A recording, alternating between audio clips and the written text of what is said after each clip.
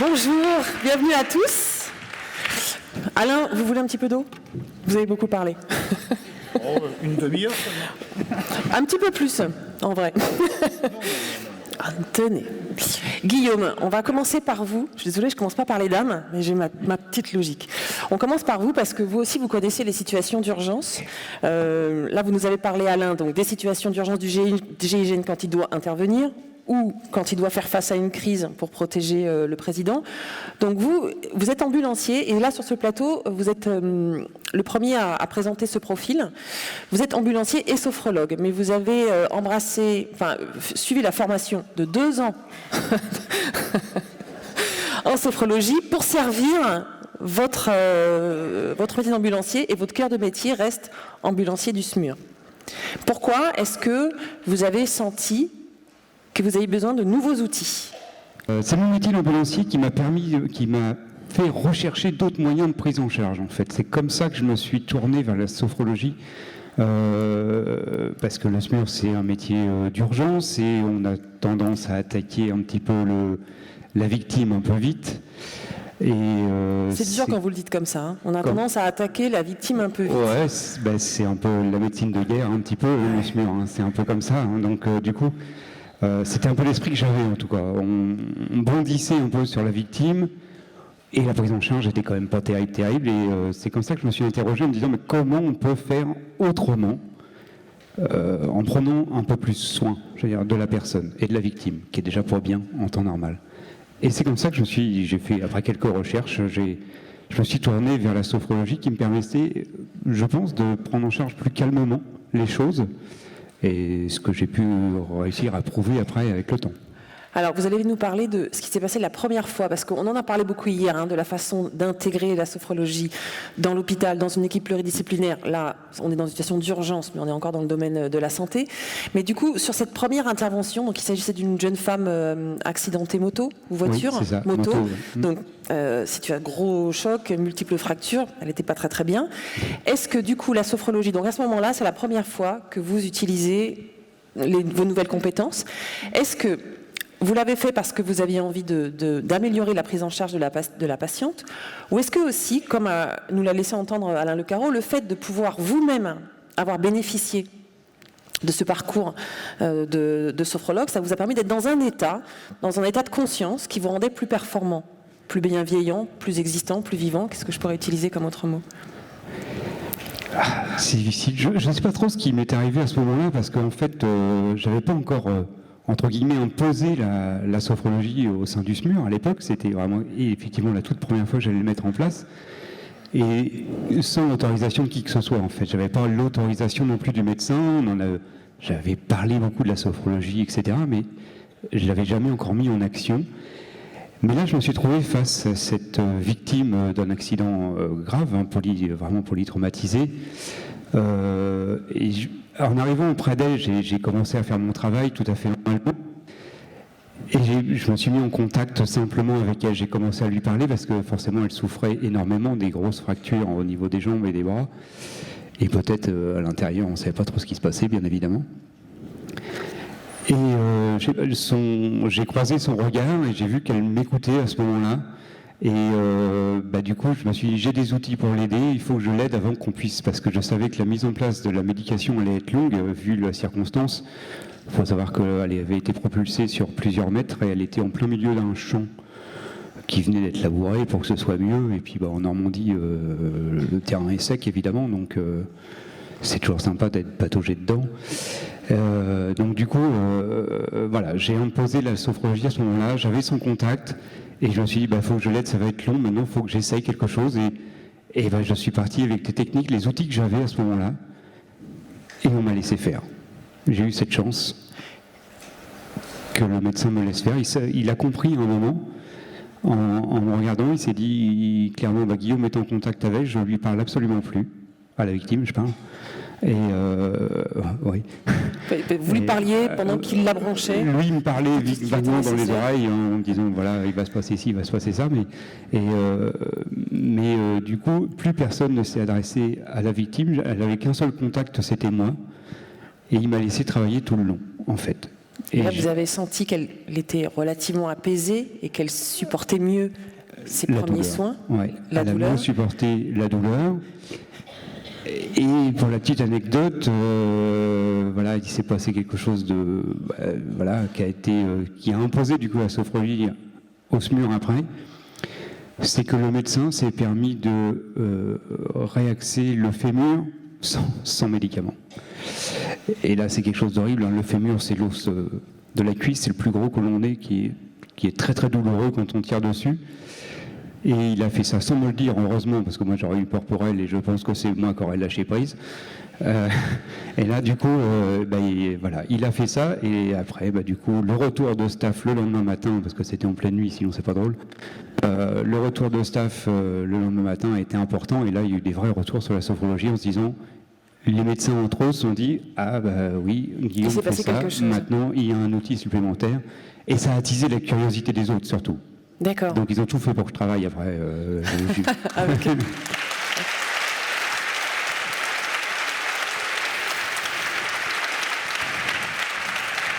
Donc voilà comment par l'expérience, vous avez tout de suite convaincu le médecin et puis donc utiliser vos compétences au fur et à mesure. Et maintenant, on vous demande de sensibiliser les autres et de les former enfin, de les sensibiliser, je ne veux pas dire former, parce que j'ai bien compris que c'était... je ne vais pas me faire taper sur les doigts.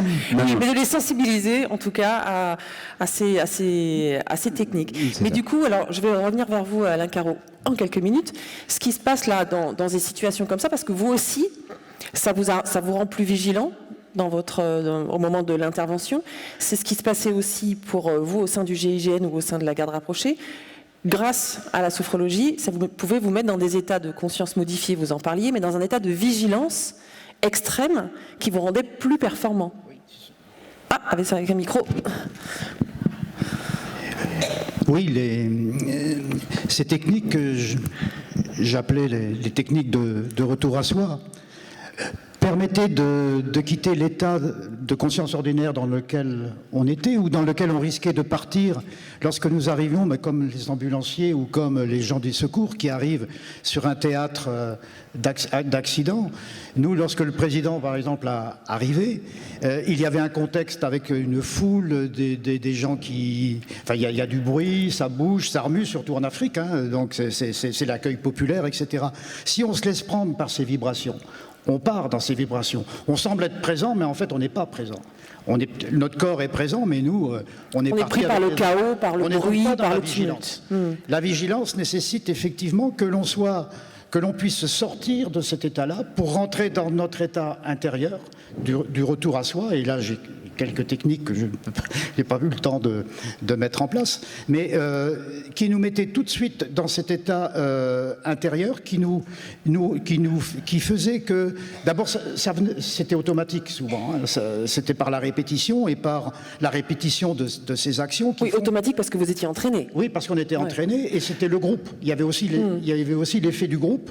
On n'était pas seul comme un ambulancier peut l'être. Quand on est au sein d'un groupe, il y a tout le groupe derrière qui vous amène dans cet état particulier qui fait qu'on est coupé de tout le chaos environnant pour nous retrouver dans un état particulier de conscience où on est juste sur l'action à conduire, ou sur l'écoute, ou sur l'observation à mener.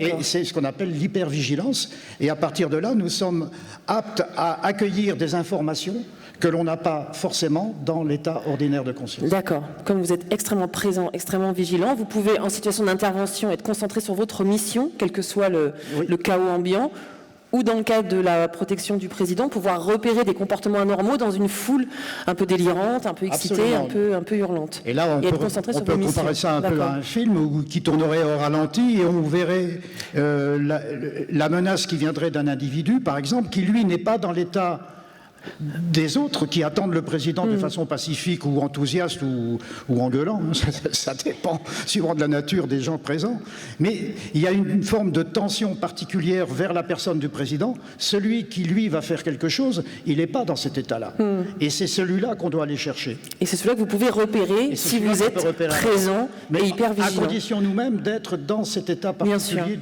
que j'appelle du retour à soi. Et c'est ce que la sophrologie du coup vous a apporté comme outil supplémentaire. Voilà, en plus la sophrologie et d'autres outils alliés à la sophrologie. D'accord. Et alors du coup, Guillaume, je rebondis, parce que est-ce que vous pouvez témoigner de la même expérience? On comprend bien ce que la sophrologie peut apporter aux patients qui sont en situation de crise. Est-ce que vous partagez le témoignage d'Alain? Est-ce que vous-même, dans une situation paroxystique, vous pouvez bénéficier de la sophrologie pour améliorer vos propres performances et compétences?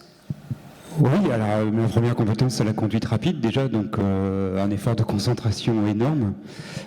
Donc ça agit pas mal sur moi, et je fais de la sophro avec mes collègues aussi pour améliorer tout ça. Et on a aussi, nous, sur tout ce qui est accident de voie publique et tout ce qui s'ensuit dans le même esprit, on rencontre les effets des badauds qui sont là. Et aujourd'hui, les gens sont pas forcément aidants, hein, donc ils sont toujours plus ou moins agressifs. Donc effectivement, il faut avoir ce regard aussi concentré sur ce qui se passe autour pour ne pas être surpris. On tombe aussi, nous, en tant que SMUR, sur des rixes. Les rixes, aujourd'hui, c'est plus des coups de poing, hein. On y va à coups de couteau et au pistolet, au revolver, etc. Donc quand on intervient dans ces milieux-là aussi, il faut qu'on reste assez concentré et vigilant pour voir tout ce qui se passe tout autour. Et c'est le rôle de l'ambulancier dans ces cas-là de protéger l'équipe aussi, et donc à moi d'être vigilant et de savoir tout ce qui se passe autour. Et est-ce que vous utilisez du coup la sophrologie comme un outil pour améliorer votre concentration, votre vigilance? Oui, toujours, au moins d'être toujours le plus présent possible et le plus, ce qu'on appelle nous, ancré possible, c'est-à-dire vraiment faire très attention, être bien là et pas lâcher du tout le regard sur ce qui se passe. D'accord. Alors, je vais passer maintenant à vous, mesdames. Vous allez voir que c'est très complémentaire. Vous aussi, vous vivez des situations de crise, des situations d'urgence, mais qui s'installent on n'est pas dans des moments paroxystiques, ça s'installe dans la longueur.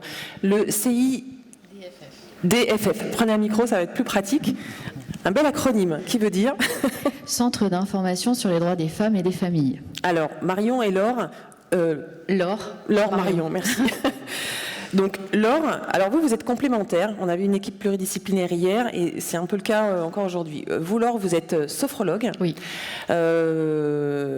Et auprès des femmes, vous êtes plus particulièrement en charge de leur accompagnement vers le retour à l'emploi. C'est ça, donc des femmes en insertion. Des femmes en insertion. Et vous Marion, vous n'êtes pas sophrologue. Vous êtes responsable territorial de l'antenne Beaujolais élargie et vous êtes plus particulièrement en charge de ces femmes victimes de violences conjugales ou de violences au sein de la famille. Et en fait, si vous êtes venues toutes les deux, c'est parce que l'approche, elle est globale. Alors, qui commence? Comment est-ce que vous nous racontez ça?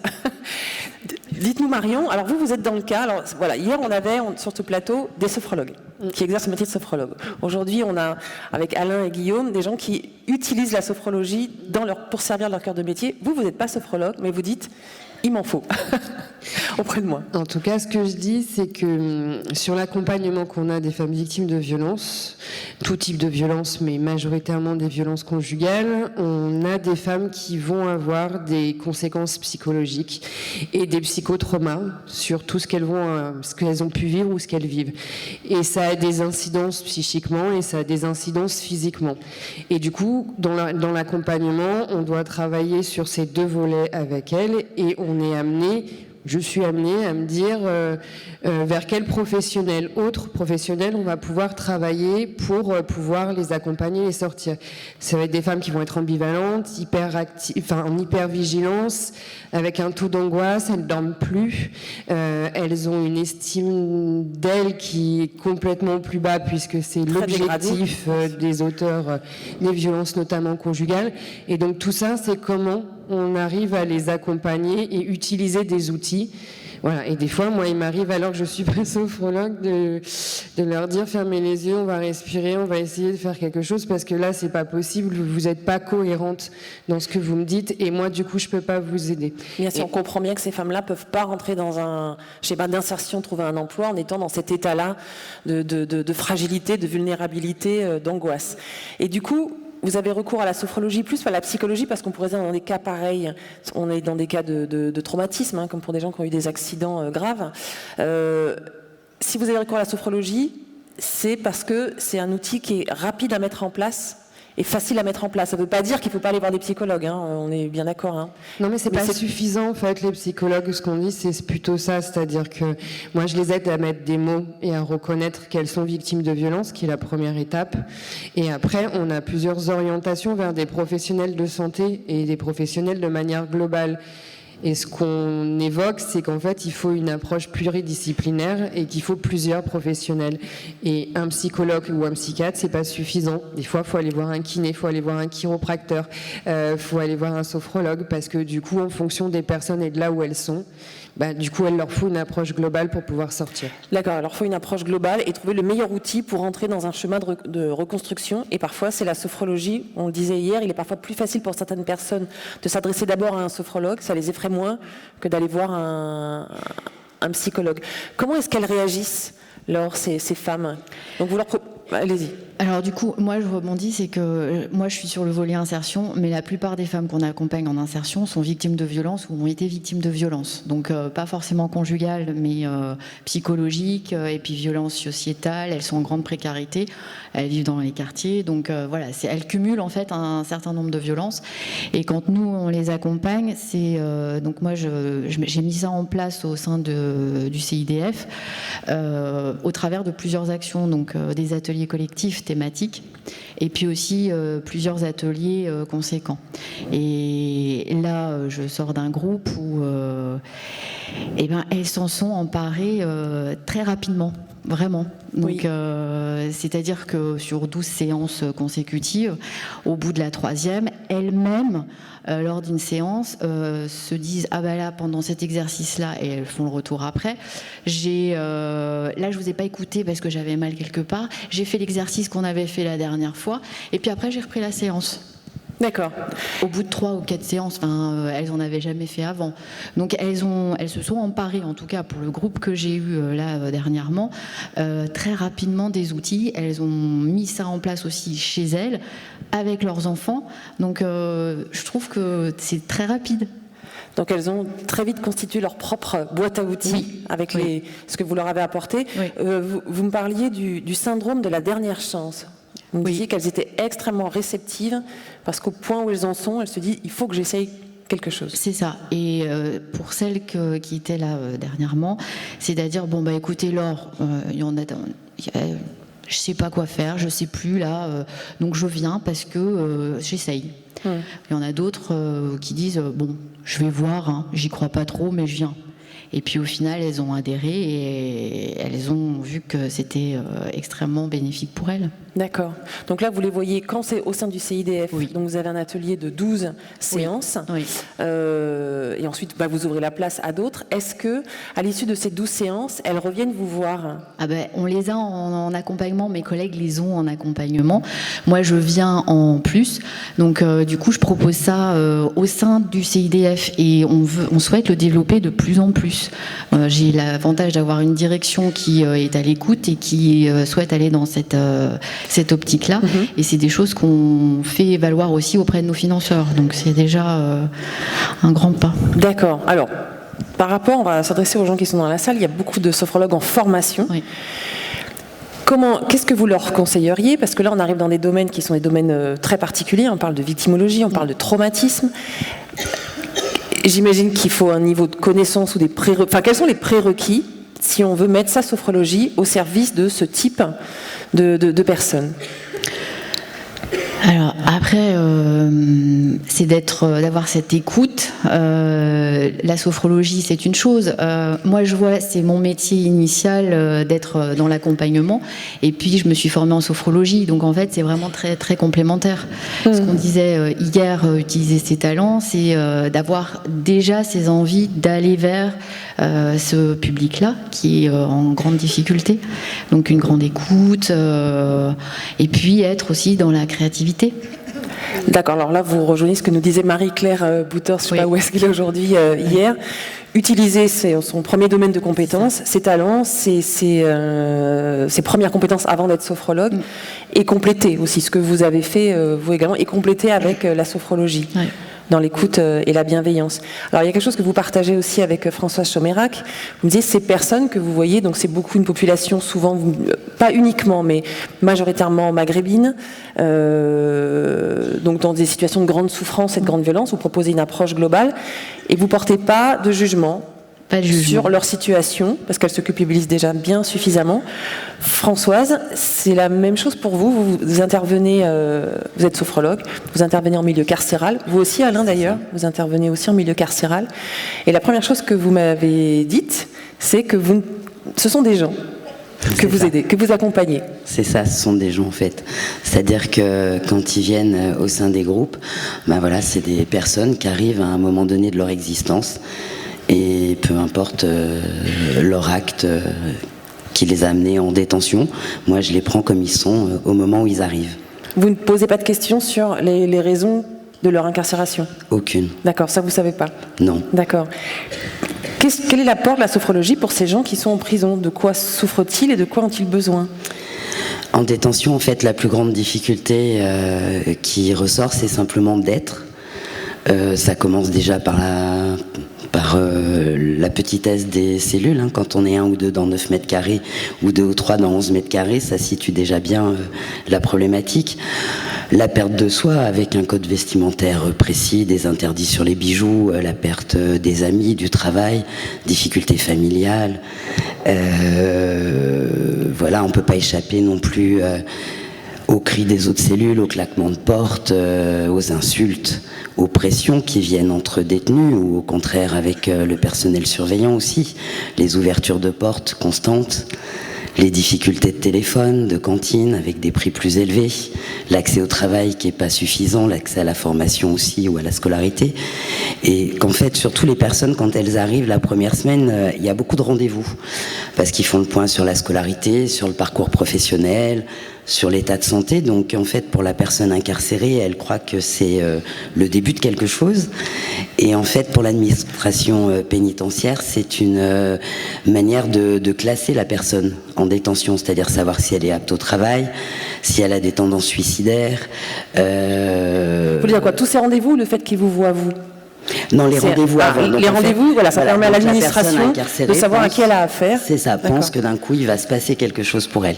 En fait, c'est simplement pour l'orienter, pour l'agrément, on va dire, de l'administration pénitentiaire, et après, c'est un gros vide. D'accord, donc on a en même temps un univers ultra oppressant. C'est ça. Ultra stressant. C'est ça. Des gens qui sont du coup dépersonnalisés, qui n'ont plus aucun repère, qui se sont perdus complètement eux-mêmes. C'est ça. Et de temps en temps, des petites fenêtres d'espoir qui n'en sont pas et qui retombent comme des souffles. Voilà, qui n'en sont pas. Alors en fait, on parle, enfin, ce qui ressort aussi, hein, c'est un peu ce que moi, là, j'appelle un peu la coquille vide, c'est-à-dire que les gens oublient qu'ils ont une vie, oublient leurs qualités, leurs envies, leurs rêves, leurs capacités pour être vraiment réduits à la petitesse des cellules, en fait. Hein. Tout devient, on est tout étriqué, en fait. Ouais. Alors du coup, sur quoi vous travaillez avec eux et qu'est-ce que vous faites en premier? Bon, vous les remettez dans leur corps, j'imagine. Mais comment on fait Vous me dites, je leur redonne de la dimension. En fait, moi, je leur redonne rien du tout. Hein. C'est eux qui s'approprient vraiment cet espace-là, et c'est eux qui font le travail. Mais effectivement, la première chose, c'est le retour dans le schéma corporel et cette possibilité de se déployer. C'est-à-dire que d'un coup, retrouver l'enveloppe avec la place qu'elle tient. Parce qu'en fait, ils oublient la place que ça tient. Donc déjà, revenir à cet endroit-là. C'est vraiment le début, et même tout de suite dès le départ en parallèle, sans parler tout de suite d'apprentissage entre guillemets, de gestion des émotions, mais même si au départ c'est abstrait, moi je leur demande directement d'accueillir l'état dans lequel ils se trouvent là tout de suite, hein, sans se juger, sans porter de valeur sur comment ils se sentent. Donc au début c'est un peu abstrait. Et puis petit à petit, à force de faire ce travail, hein, moi aussi je les ai sur une longue période, je les ai sur 14 séances, du coup ça s'affine en fait. Et puis ils affinent cette chose-là, c'est-à-dire accueillir sans commentaire l'état dans lequel ils se trouvent, et bien plus ils arrivent à être disponibles pour rebondir sur la situation, quelle qu'elle soit. Et même s'ils démarrent vraiment très fort dans une émotion, petit à petit ils prennent les outils aussi pour arriver à redescendre plus facilement. Est-ce que vous, ce syndrome de la dernière chance, tel que l'a évoqué Laure, est-ce que c'est quelque chose qui vous parle? Est-ce que c'est des gens aussi qui sont dans une situation de telle détresse qu'ils se saisissent des outils sophrologiques? Alors en fait, moi j'ai de tout, hein, parce que quand en détention, il y a énormément de gens qui connaissent pas du tout la sophrologie, hein, quasiment. Voilà, donc ils arrivent pour plein de raisons en fait. Ils arrivent déjà parce qu'une personne qui travaille pas, qui est pas en formation, qui suit pas une thérapie et tout ça, en détention, on peut rester plus de 21 heures sur 24 en cellule déjà. Hein, donc ça c'est enfermé dans 9 mètres carrés. Enfermé dans 9 mètres carrés ou dans 11 mètres carrés, hein, l'autre est toujours vraiment collé à soi en fait. Hein.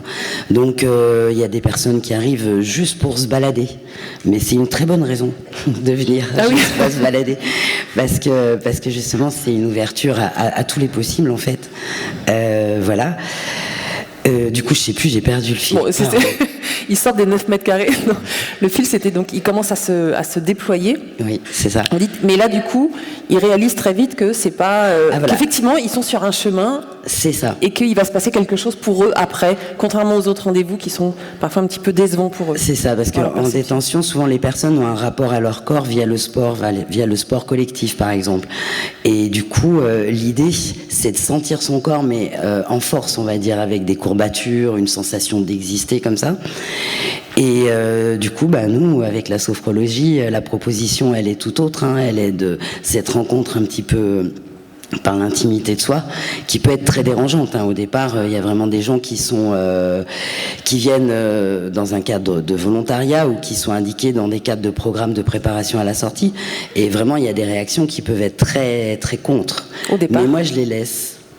Il y a des gens qui se lèvent, qui bougent, qui vont s'asseoir, qui nous tournent le dos. Enfin, il y a toutes les postures possibles. Et pourquoi pas, en fait, hein, vu qu'il y a un temps de parole, certes, mais il y a aussi un temps de travail dans le silence. Chacun gère ce chemin avec son silence à ce moment-là. Et petit à petit, vu que justement, moi, je veux rien d'eux. C'est vraiment un espace pour eux. Et à partir du moment où ils comprennent ça, c'est-à-dire que je n'attends rien d'eux si ce n'est leur propre cheminement sur ces 14 séances et que vraiment ils se l'approprient ou pas, ça c'est d'eux à eux-mêmes en fait. Hein, et du coup, ça laisse une telle ouverture qu'ils finissent par venir. D'accord. Et qui finissent par prendre leur chemin. Exact. Et par mieux vivre leur détention, rentrer dans leur corps. Alors, à partir du moment où il y a un gros travail sur l'anxiété qui se met en place, hein, parce que du coup, il y a, on va dire, toujours une impulsivité, une colère, une frustration sous-jacente, permanente. Et du coup, d'arriver à travailler là-dessus, ça les amène eux-mêmes à regarder leur détention d'une autre manière. Déjà à poser cette réalité, parce que c'est leur réalité du moment. Ça c'est sûr, c'est pas la sophrologie qui va les faire sortir de détention, en tous les cas au sens physique du terme. Après, une fois qu'on a posé cette réalité, c'est-à-dire certes je suis en détention, mais à l'intérieur de cette détention, comment je peux profiter de ce temps pour faire quelque chose pour moi, dans ce cadre où je ne suis plus ni parent, ni frère, ni ami, ni je suis avec moi-même. Comment je peux faire un chemin avec moi. Et du coup, ils posent, petit à petit, ils avancent sur cette réalité-là, et à partir de ce moment-là, ils peuvent commencer à regarder ce qu'ils peuvent envisager pour demain, à classer leurs priorités, hiérarchiser un peu leurs difficultés, hein, même si ça change l'heure d'après, hein, d'ailleurs, peu importe, mais c'est d'être dans cette souplesse-là. D'accord. Est-ce que dans les propos de Françoise, il y a quelque chose qui fait écho chez vous sur la façon de... Oui. Ce terme, se déployer, je leur permets, je leur donne les outils pour qu'ils se déploient. C'est un terme que je trouve très joli comme néophyte. Et est-ce que ça vous fait écho, ces femmes qui vivent des situations donc bien différentes, mais il y a quelque chose d'un peu enfermant aussi dans être victime de la violence? Je pense qu'il y a quand même pas mal de similitudes, même si on est sur des profils différents, sur ce que c'est, les mécanismes qu'il peut y avoir. Non, moi, ce qui me parle bien, c'est vraiment de faire en sorte que les espaces, elles soient pour elles, et que c'est le moment. Moi, j'ai eu l'habitude de leur dire, c'est votre bulle. Donc, dans votre bulle, vous faites ce que vous voulez. Si vous voulez pas me parler, vous me parlez pas. Si vous voulez passer l'heure à pleurer, vous passez votre heure à pleurer.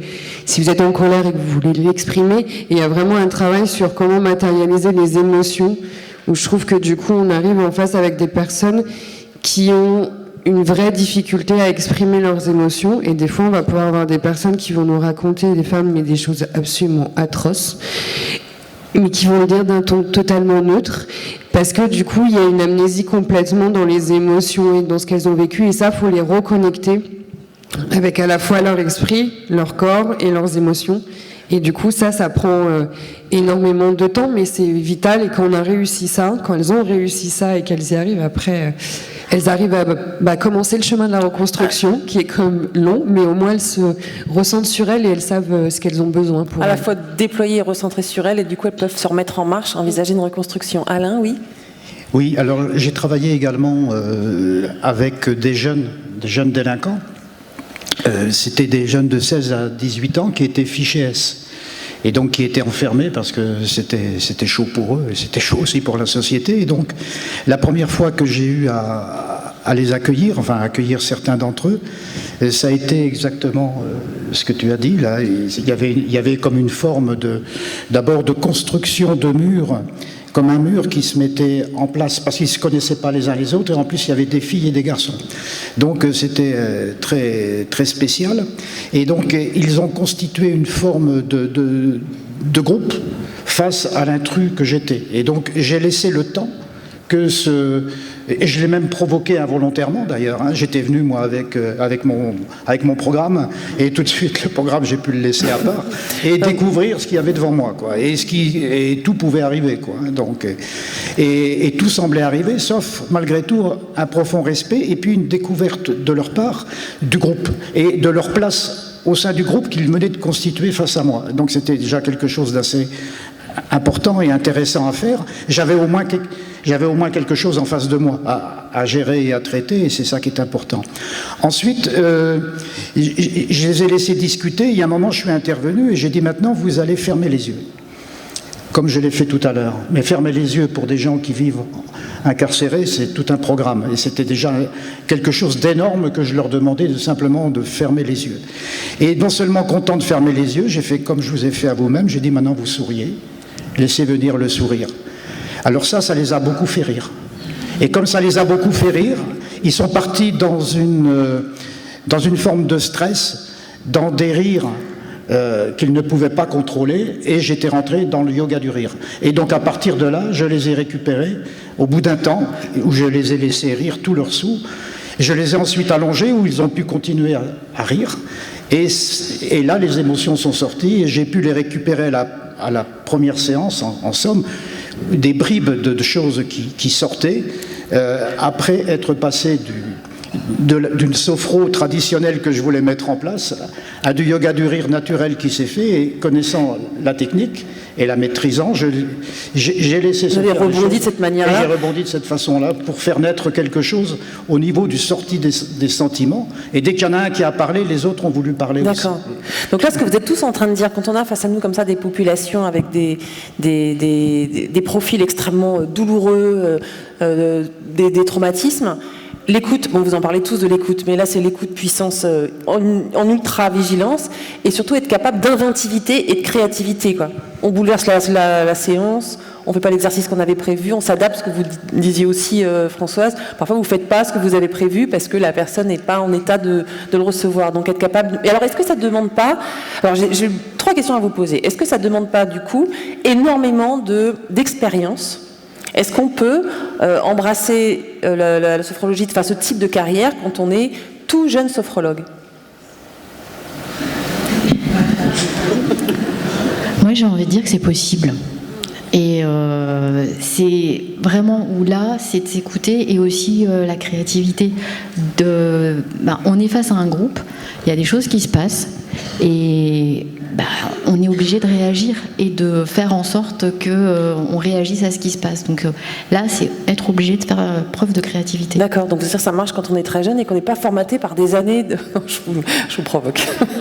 Un peu. Que ce soit plus jeune ou... D'accord, non mais quand on entend parler, c'est vrai que moi, moi spontanément, je me dis, mais est-ce qu'il ne faut pas avoir eu beaucoup d'expérience, vécu, rencontré beaucoup de patients, vécu beaucoup de cas différents pour être capable, connaître beaucoup d'outils différents pour être capable d'adapter très rapidement sa séance? Ça demande un petit peu de technicité, peut-être, entre guillemets.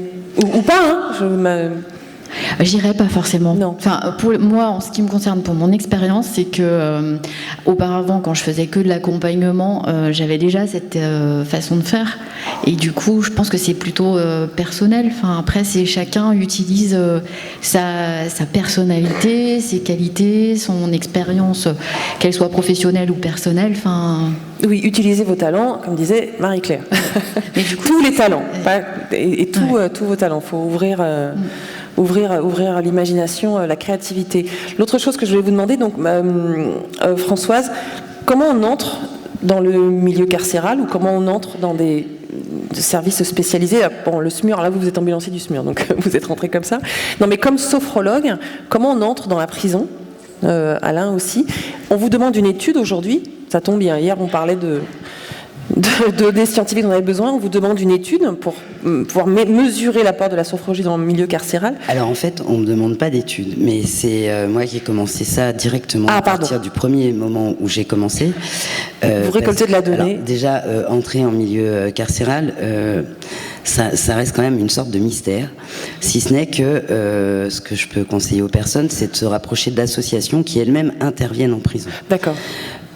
Voilà. Après, moi, j'ai fait ça assez directement parce que ça m'a paru une évidence. Donc, effectivement, je suis les gens avec... alors, chacun est libre de remplir ou pas mes petits questionnaires, de répondre à toutes les questions ou pas, bien évidemment. Il n'y a rien d'imposé.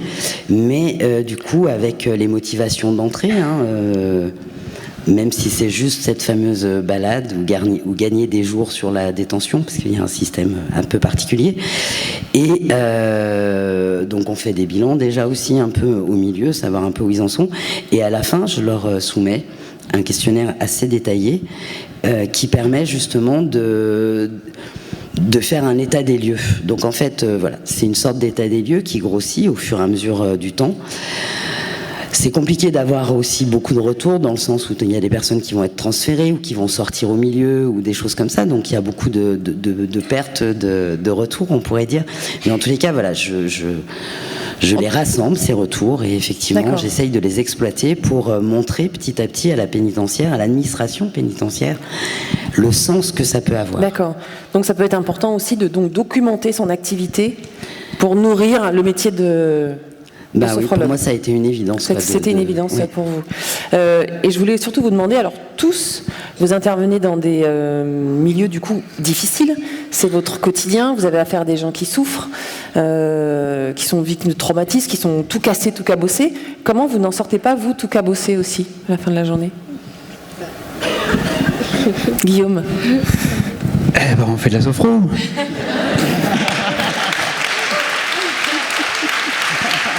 C'est pas une perche que je vous ai tendue, c'est une poutre. Non, mais c'est-à-dire qu'il faut vous l'appliquer à vous-même. Oui, tout à fait. Enfin, ouais, je l'applique à moi-même, heureusement. Je crois que sinon... Mais c'est une habitude aussi dans ces milieux-là. Et voilà, on évite les transferts, etc. Des fois, c'est difficile. La preuve en est que c'est mes propres collègues, des fois, qui me demandent des petites séances pour justement éliminer les images chocs qu'on peut avoir. Donc moi je suis comme tout le monde, des fois moi aussi je suis blessé par ce que je vois, bon bah voilà, on va s'isoler, on va travailler sur soi, puis on essaye d'évacuer tout ça sur plusieurs jours, et puis on s'en sort. Et on continue, et tant qu'on fait du bien, on est content. Ah, il y a quand même un feedback, comme disait Florence hier soir, un feedback aussi. Alain, oui? Oui, alors, être cabossé, on l'a été au sens propre et au sens figuré après les interventions, ouais. Les cabossages physiques, ça se répare. Les cabossages psychologiques, ça se répare beaucoup moins bien. Et c'est vrai qu'on s'occupe beaucoup des victimes, mais on ne s'est longtemps pas occupé de ceux qui intervenaient, justement. Et dans les interventions, on est bien sûr soi-même suivant la nature de l'intervention, et si ça a tiré ou pas, on n'en sort pas complètement indemne à chaque fois, bien sûr. Alors comment on traite ça? Comment on traitait ça au début? Alors effectivement, il y avait la sophro, mais la sophro au début, il fallait déjà que je la mette en place et surtout dans un cadre, j'allais dire, pratique et utile. Donc là aussi, c'est un questionnement par rapport à la sophrologie. Est-ce que la sophrologie est là uniquement pour être efficace et pour permettre aux gens de s'adapter à l'existence et à ce qui nous est demandé dans les entreprises et dans différents milieux? C'est bien d'être efficace, c'est bien d'atteindre, c'est bien aussi de s'adapter, et la sophrologie est faite pour ça, mais n'est-elle faite que pour cela? Est-ce qu'on est sur Terre uniquement pour être efficace et adapté? Sommes-nous heureux après cela? On s'aperçoit qu'après, pour ce qui me concerne, presque 13 ans de GIGN, quand on fait le bilan, on sort complètement cabossé, même si on a fait de la sophro. Tellement cabossé d'ailleurs. Est-ce que vous ne seriez pas plus cabossé sans sophro? Je ne sais pas, ça dépend encore de chaque remarquez. individu. C'est chacun. C'est en fonction de l'état intérieur dans lequel on a évolué et de quelle façon on aborde tout cela. C'est comme, est-ce qu'on doit faire de la sophro à tout prix pour être dans l'accueil des autres? Non, parce qu'il y a plein de gens qui n'ont pas fait de sophro et qui sont capables d'accueillir. Autrement dit, c'est un état intérieur, c'est un état d'être que l'on peut peut-être atteindre plus facilement par la sophro, mais c'est en fait l'état intérieur de chaque. Non, mais on dirait quand on parle d'un outil ou d'une façon d'être qui vous aide, par exemple pour vous Guillaume, qui vous aide dans votre métier, mais vous étiez ambulancier avant. Vous avez une vie avant la sophrologie. Non, mais ce qui est intéressant, c'est que vous parlez d'une sorte de sophrologie opérationnelle, oui. Être bon au boulot, être voilà. être bon là. Et puis il y a une autre sophro qui est justement aller vers la vie. Ah ouais. Et s'apercevoir qu'à la fin, quand on a rempli nos rêves, justement, comme je l'ai expliqué tout à l'heure, moi, au bout d'un moment, ce fameux rêve après lequel je courais, qui a été pleinement rempli, et grâce en grande partie aussi à la sophro, qui m'a accompagné pendant tout ce temps, et quand ça s'arrête, ce rêve, qu'est-ce qui reste? Est-ce qu'on est venu sur Terre uniquement pour accomplir nos rêves? Et quand le rêve est accompli, alors qu'est-ce qu'on devient? Eh bien, on devient qu'on est vivant et qu'il y a la vie qui continue, et il faut renaître à la vie. Et là aussi, la sophro peut aider. D'accord. Mais est-ce que là, oui, on parle un peu d'une sorte de sophrologie opérationnelle, mais c'est un peu moi je l'entends comme néophyte, comme mettre les gens sur un chemin qui leur permet de redémarrer leur construction, redémarrer leur vie pendant et après la tension, et nous-mêmes aussi. Et là, oui. Non, par contre, juste ce que je voulais dire, c'est de comment on arrive, nous, à s'écouter. Ouais, et à se protéger aussi. En se disant, à un moment donné, je peux plus. Ou là, j'ai une charge émotionnelle, parce qu'on a tous et toutes nos vies, et il y a un moment donné, quand on se retrouve en face à face, et ben, c'est pas forcément le bon jour. Nous, on a une charge émotionnelle qui est trop importante, et du coup, on va pas réussir à recevoir, on va pas pouvoir être en interaction, et c'est surtout plutôt d'arriver à se dire, là, je peux plus, donc je vais pas faire aujourd'hui, parce que je vais mal faire, je vais pas, voilà. Et du coup, c'est de gérer la frustration et comment on arrive à déconnecter à la fin de la journée, où s'essouffler, de se dire bon bah ok, la personne, elle, en tout cas ce qui me concerne, elle va partir, on est vendredi, j'ai rendez-vous avec elle lundi, peut-être que lundi elle sera pas là parce qu'entre temps malheureusement elle aura pu être tuée, mais il faut que je la laisse partir parce que c'est ça son choix, je peux rien faire d'autre, sauf que après faut aller dans son week-end. Faut déconnecter, faut reprendre sa vie, et du coup faut arriver à lâcher, poser et se dire on verra aussi lundi. Et ça, c'est la plus grosse difficulté, je trouve, dans notre travail. Et du coup, alors ma dernière question, c'est, alors ça peut être aussi valable pour vous que pour les gens que vous rencontrez. Comment est-ce qu'à un moment vous distinguez ce qui va relever de la sophrologie et ce qui va relever de la psychologie, la psychiatrie, parce que vous avez face à vous des gens qui sont très très abîmés parfois. Donc comment est-ce qu'à un moment est-ce que vous avez des vigilances là-dessus pour dire là on peut intervenir, mais là il faut qu'on oriente les gens vers une autre prise en charge parce que c'est pas de notre domaine. Est-ce que c'est très présent dans la façon dont vous fonctionnez avec les gens que vous voyez? Françoise. Oui, en ce qui concerne les personnes qui sont en détention, pour certaines, elles ont un suivi psy à côté. Après, je peux pas dire que je travaille directement avec les psychologues, mais si ce n'est qu'avec le temps, Déjà, les rendez-vous se sont décalés. Au début, il y avait des rendez-vous de psychologues qui étaient en plein milieu des séances. Donc, les surveillants venaient chercher les détenus au milieu des séances, etc. C'est pratique, ça.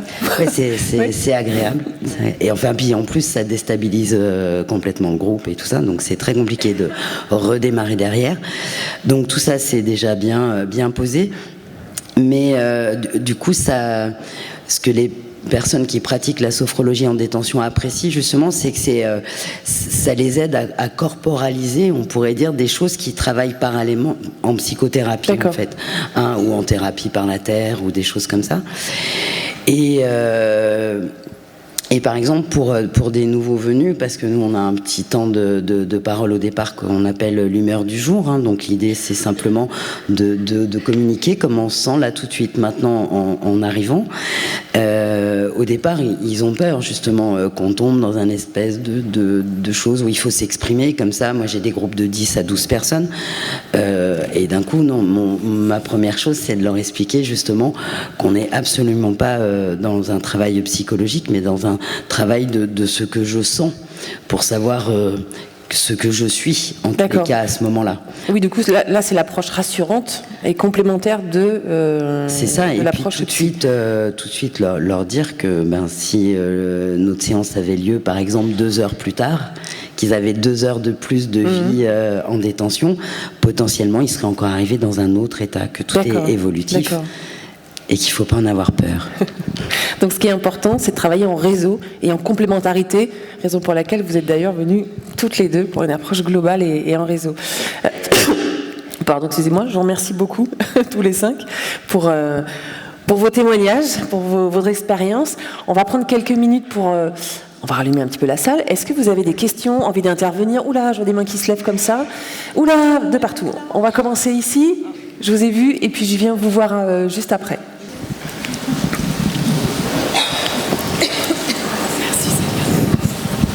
Bonjour, merci à vous tous pour vos témoignages. Je suis sophrologue, je suis diplômée de l'ISRA. Je voulais m'adresser à Françoise parce que j'ai 2 choses qui m'interrogent. D'une première part, est-ce que les patients, enfin les personnes que vous voyez viennent du domaine du volontariat, ou est-ce qu'on leur demande de venir assister à ces groupes? Et la deuxième chose, c'est est-ce qu'il n'est pas difficile de créer l'alliance? Alors, concernant la première question, il y a les 2 cas de figure. Des fois, il y a des groupes de préparation à la sortie. Donc ça, les personnes détenues sont incluses dans un programme, hein, dans la mesure où elles acceptent ce contrat avec ce programme. Donc avec des surveillants qui sont formés, un psychologue, il y a une philosophe aussi qui intervient. Et, une philosophe? Oui, absolument. D'accord. Il y a des cours de philo qui sont proposés. Alors évidemment, peu de personnes sont concernées, hein, parce que chaque fois, c'est des petits groupes de 6 à 10. Donc... dans une maison d'arrêt où il y a 1000 personnes, effectivement, le pourcentage est faible. Mais voilà, donc là, dans la mesure où ces personnes s'inscrivent dans ce protocole, elles sont obligées de faire le parcours sophro. Donc elles arrivent avec ni plus ni moins de points d'interrogation dans les yeux que celles qui viennent volontairement au départ. Voilà. Mais j'insiste autrement beaucoup sur le volontariat et j'essaye de voir avec l'administration pénitentiaire pour qu'eux-mêmes ne filtrent pas trop les personnes qui demandent à être inscrites. Parce que tout passe par l'écrit. On fait une demande d'inscription qui après doit être validée. Donc moi en fait j'essaye de récupérer les petits mots de demande d'inscription avant l'intervention de l'administration pénitentiaire pour pas filtrer. Après, bien sûr, pour préserver le volontariat. Voilà, c'est ça. Après, bien sûr, ils sont obligés d'intervenir dans le sens où il y a des personnes qui ne peuvent pas être mises ensemble dans un même groupe. Donc ça, c'est pour la première question. Et en fait, en ce qui concerne la deuxième question, moi, je fais une alliance aussi avec les personnes en détention dans le sens où très vite, elles prennent... Des fois, il y a des personnes qui prennent peu de choses et puis il y a des personnes qui vont tout prendre, mais vraiment tout. Mais quoi qu'il en soit, je leur explique que, de mon point de vue, c'est fondamental en détention de pouvoir accéder à ce genre de pratique, de développer ce genre de méthode. Et donc, je les mets aussi, on va dire, caution solidaire de mon combat, qui est d'essayer d'élargir la sophrologie en milieu carcéral. Et du coup, ils deviennent complices aussi de mon combat. Et je leur explique bien qu'une sophrologue seule dans une salle, sans personne, ça ne marche pas. Donc du coup, ils viennent pour travailler eux-mêmes à essayer de mieux être pendant leur détention et d'essayer d'ouvrir leur vanne pour demain, même si demain, c'est vraiment le demain au sens propre. Et en même temps, ils sont contents d'être inclus dans un projet qu'on essaye de développer, dans lequel ils se sentent en sécurité et où ils n'ont rien à prouver, à essayer juste d'être juste eux. D'accord. Donc vous avez élargi les termes de l'alliance, dans un sens. Ouais, peut-être, je sais pas. Merci. Oui, ici, alors plus vos réponses sont concises, plus les questions concises et non, mais ça va. Je suis pas un dragon quand même. Mais plus on peut en prendre. Voilà, c'est juste ça que je voulais dire. Oui. Attendez, c'était ici, il y avait une question ici, et après je vous rejoins là-haut, c'est ça? Ok. Alors, c'était par ici, le micro il arrive. Et après on vient vous voir. Bonjour, je m'appelle Mercedes, je viens de l'Institut Sully dans le Vaucluse. Ma première question, ça serait dirigée à Françoise.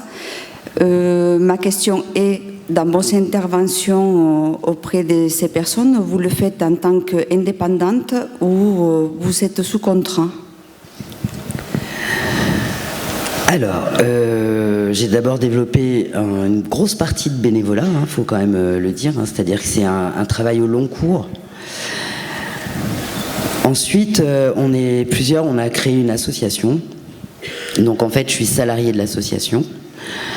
Ce qui fait que quand on obtient un financement, le financement est récupéré par l'association qui elle-même me salarie en fonction de ses possibilités. En fait, c'est ça. D'accord, merci. Et là, j'ai une question globale à vous tous. Est-ce que les supervisions, je suppose que vous en faites, est-ce que se font peut-être plus régulières alors, comment je m'explique? Oui, du fait de la difficulté lors de la difficulté, voilà, exactement. Si vous faites des supervisions un peu plus régulières ou non. Alors, moi, en ce qui me concerne, c'est pas vraiment de la supervision, mais c'est du débriefing d'équipe. Et ça va assez vite, en fait, c'est souvent en remontant dans la voiture. Quand on repart tous ensemble, ça nous permet d'évacuer tout ce qui s'est passé, etc. Et du coup, on débriefe comme ça.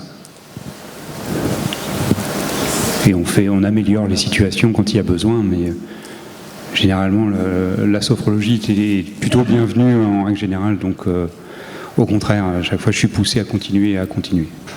Mais je pense que la question, c'était, les supervisions, c'est aussi pour vous protéger un petit peu, vous. C'était ça, un petit peu la question? Aussi, est-ce que vous êtes un peu, plus est-ce que vous sentez que vous avez besoin de plus de supervision? Enfin, je ne sais pas s'il y a un protocole, est-ce que vous devez le faire une fois par mois ou non? Moi, je pas pour vous, Guillaume, visiblement. Je peux parler au sein de l'association. On a de l'analyse de la pratique, donc régulière, à peu près une fois tous les 2 mois. Donc que ce soit pour nous les cadres et que tous nos collègues, on a tous de l'analyse de la pratique. Et après, on échange aussi énormément en équipe. D'accord. Et pour vous, Françoise? Alors pour moi, en fait, c'est à la sortie des groupes. Dans le cadre de ces fameux groupes de sortie, il y a une psychologue avec qui je m'entends assez bien. Et quand il y a des cas, entre guillemets, parce que j'aime pas utiliser ce mot-là, mais qui peuvent me déstabiliser, par exemple, on communique ensemble. D'accord. Mais en fait, moi j'ai toujours cette notion très importante qui fait toute la différence, c'est que moi je sors. Et en fait, simplement le fait de sortir, en fait, c'est suffisamment énergisant, je ne sais pas comment dire, pour arriver à faire pour créer de la distance. Absolument. Pour faire, et chaque fois que je sors, l'idée c'est toujours de revenir avec de la joie, en fait. Et voilà. Et en fait, ce qui se passe, c'est que dans le cadre de vos métiers, il y a déjà des systèmes d'accompagnement, de prise en charge qui fait que vous n'êtes pas uniquement livré à vous-même. Et en plus des supervisions qui peuvent intervenir. D'accord. Alors oui, là-haut, tout là-haut. Oui, bonjour, Nathalie Bergeron-Duval, formée au CES. Alors d'abord, juste un commentaire très court. J'ai entendu 3 mots-clés qui fondent, moi, ma pratique. Sophrologie, yoga du rire et créativité. Donc j'étais très heureuse de l'entendre. Et puis j'avais une question pour Guillaume, qui nous a parlé en quelque sorte, avec l'accidenté de la route, de quelque chose que je comprends autour d'une alliance de l'urgence. Là, on a vraiment efficacité et urgence ensemble, et non pas dans l'opposition, comme Richard Esposito pouvait nous en parler tout à l'heure. Donc j'ai trouvé que c'était intéressant. Et j'aimerais savoir, qu'est-ce que vous pouvez faire face à une urgence avec une personne qui n'est pas du tout entraînée a priori avec des exercices de sophrologie, au-delà de l'écoute? Est-ce que vous passez tout de suite peut-être par de la respiration, par une occupation du mental de la personne, puisque la remettre dans son corps, dans l'instant présent, c'est l'horreur, puisqu'elle souffre. Donc, est-ce que vous avez quelque chose à nous dire par rapport à ça? Merci. Oui, bah c'est ça, la réponse est dans la question. Alors, au niveau de l'écoute, j'en ai pas beaucoup, parce que, en fait, à part dire j'ai mal, la reformulation est assez courte et j'évite de la faire. Oui, je voulais dire une écoute dans le sens, une disponibilité totale. Oui, c'est ça. Mais là, vraiment, ça va traverser effectivement par la respiration d'abord. C'est des gens qui ne connaissent pas la sophrologie. Ils vont d'abord me faire confiance parce que je suis le soignant qui arrive pour les aider. C'est vrai que c'est la force que j'ai au départ. Et quand on souffre énormément et qu'on est pris par la panique, on fait confiance à tout le monde. Donc c'est facile de me faire... de se laisser prendre au jeu. Et du coup, c'est vrai que je commence toujours par la respiration, parce que c'est à peu près le truc, je suis sûr, qui fonctionne dans l'instant. Pour eux, ils respirent normalement. Alors je vais surtout les aider à respirer le plus calmement possible, parce que souvent la respiration est très saccadée, parce qu'il y a douleur et stress. Les deux sont liés. Le stress augmentant la douleur. Donc le but du jeu est de faire descendre le stress pour minimiser la douleur. Et les uns après les autres, tranquillement. Donc je commence par la respiration, ça peut être des évocations. Selon le temps que j'ai, des fois ça dure très longtemps, donc je tourne en boucle sur différentes choses pour effectivement occuper l'esprit le plus possible et faire oublier les douleurs corporelles. D'accord, merci. Et j'avais juste une question pour le milieu carcéral. Est-ce qu'on pourrait avoir le nom de votre association? Eh bien non, parce qu'elle ferme en décembre. Ah, non, ils sont en clôture par manque, on va dire, non, pas uniquement de subvention, mais aussi de renouvellement de membres et tout ça. Donc là, en fait, ils sont en fermeture au mois de novembre. Voilà, autrement, c'était une association socio-éducative, donc après, il faut regarder dans d'autres maisons d'arrêt s'il y en a, parce que c'est association socio-éducative qui porte le nom de la maison d'arrêt derrière. Mais là, en l'occurrence, tristesse. D'accord, merci. C'est un domaine où il y a beaucoup de choses à faire, beaucoup de choses à inventer. Enfin, je vais prendre une question ici, c'est madame, est-ce qu'elle était là? Voilà, madame en rose, et après le monsieur. Et si vous voulez faire une pause, il va falloir qu'on s'arrête, sinon on ne fait pas de pause, on enchaîne, c'est comme vous voulez. Ah, vous voulez faire une pause, Bah oui, vous voulez vous repoudrer le nez. Je sais qui demande pourquoi vous dites tout le temps qu'il faut se repoudrer le nez. Parce que c'est plus poli que de dire aller faire pipi. Ici, la dame avec un foulard rose, une petite écharpe rose autour du cou. Et après, on vient vous voir, monsieur, oui. Vous pouvez vous lever. Merci à tous. Marianne Durand, donc je sors de formation. J'étais à l'école française de sophrologie de Montpellier. J'avais un peu la même question que la dame au-dessus pour Guillaume. En fait, on s'interrogeait sur cette motarde que vous avez rencontrée accidentée. Au-delà de la respiration, quelles seraient les techniques que vous avez utilisées? On a pensé aux lieux ressources, mais on s'est interrogé finalement sur peut-être la notion de vigilance qui pouvait... mais si vous pouviez préciser au-delà de la respiration. D'accord. Plus concrètement, plus précis, quel type d'exercice ou de pratique vous avez pu proposer? Alors, si on rentre vraiment dans la technique, ça va être les différentes respirations que vous connaissez, hein, des respirations plutôt calmantes, apaisantes, etc., que je vais accompagner, peut-être même avec le toucher des fois, parce que forcément, ils n'ont pas toujours le ressenti. Donc, je me le permets en tant que soignant. C'est vrai qu'en sophrologie, normalement, on ne met pas de contact, mais là, en tant que soignant, je me permets des fois, parce que ça aide, ne serait-ce que de prendre la main, ça a un signe fort. J'accompagne la respiration des fois simplement en demandant l'autorisation bien évidemment, mais en posant la main sur le ventre aussi pour justement essayer de faire descendre la respiration au niveau abdominal, ce qui marche assez bien. Après, je vais utiliser tout ce qui est protection sophroliminale derrière pour vraiment entretenir un niveau le plus bas possible. Et après, je vais aller sur des évocations, des lieux ressources par exemple. Mais généralement, quand on leur demande, voilà, ça peut être aussi leurs vacances parce que c'est ce qui vient le plus souvent en fait. C'est ce qui est le plus meilleur des réflexes pour eux. Ok, merci beaucoup. Merci Guillaume. Et monsieur, vous êtes en Bordeaux? Je vois pas très bien. C'est une question par jour, c'est ça? En haut. Ouais, vous savez, je pense qu'après, je vais vous proposer de vous parler aussi au village des exposants parce que ce serait bien de faire une petite pause. Et vous êtes super nombreux à vouloir parler là. Je vais essayer de faire court. Donc, Eric Allais de l'ISR de Rennes. J'ai une question pour Alain. Donc déjà, dans ce que vous avez présenté, alors j'ai du mal à comprendre le rapprochement que vous faites entre l'EMI, donc l'expérience de mort imminente, et la sophrologie. Donc, est-ce que vous pourriez vous exprimer là-dessus? Et puis après, par rapport à ce que vous faites, donc l'institution, notamment militaire, ou en tout cas ceux qui font partie du ministère de la Défense ou de l'Intérieur, sont des institutions où, on le sait, il y a certaines notions de déshumanisation, de classes humaines, c'est-à-dire différentes classes comme les militaires du rang, les sous-officiers, les officiers, où il y a des barrières et des obstacles qui sont des fois, qui paraissent infranchissables. Comment la sophrologie arrive à se placer dans ce genre d'institution et est-ce que vous intervenez? Oula, il y a plusieurs questions là. Excusez-moi. Alors, on va avoir un problème. Choisissez votre question préférée. Comment ça s'intègre dans des institutions qui effectivement poussent l'humain dans des compétences et des donc performances. Donc la sophrologie et l'armée et la gendarmerie, en gros, je vous propose que pour le MI, vous en parliez après, parce que là, je pense que ça peut durer des heures, si ça ne vous ennuie pas. Non, ça va être court pour le MI. Non, le MI, c'est un état... Allez-y. C'est un état modifié de conscience. Et les états modifiés de conscience intéressent la sophrologie.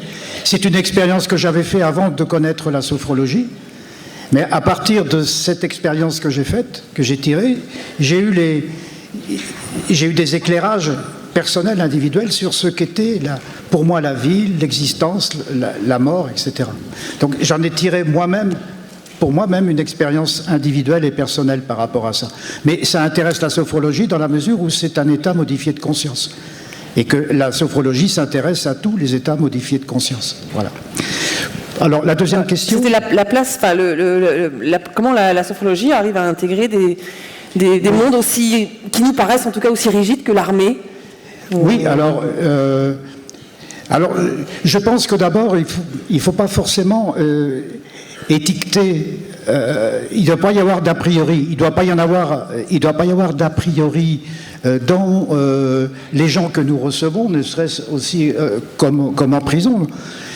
Autrement dit, le milieu dans lequel on intervient, il ne faut pas l'étiqueter à l'avance. On doit être ouvert. Et c'est important parce que c'est l'état intérieur de celui qui arrive qui permet aussi d'établir le lien avec ceux qui sont en face.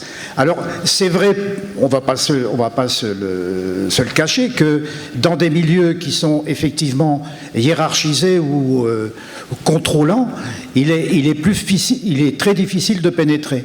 C'est valable pour l'armée, comme c'est valable d'ailleurs dans les milieux pénitentiaires, comme c'est valable dans les écoles, etc. C'est valable dans l'hôpital hier, où il y a besoin de la preuve scientifique, voilà. La double à l'aveugle, qu'on ne peut pas lui donner, donc c'est un... Alors ça s'ouvre de plus en plus, et on en parle de plus en plus aussi dans les milieux de l'armée, naturellement, puisqu'on s'est aperçu que les gens qui intervenaient à l'extérieur revenaient avec des traumatismes qu'il fallait prendre en charge, etc. Et donc la sophrologie joue son rôle là-dedans. Je ne sais pas si j'ai bien répondu à la question. Merci beaucoup. Alors, je propose que vous alliez vous parler au forum, si ça ne vous ennuie pas. On prenne un petit quart d'heure de pause pour que ce soit à l'heure.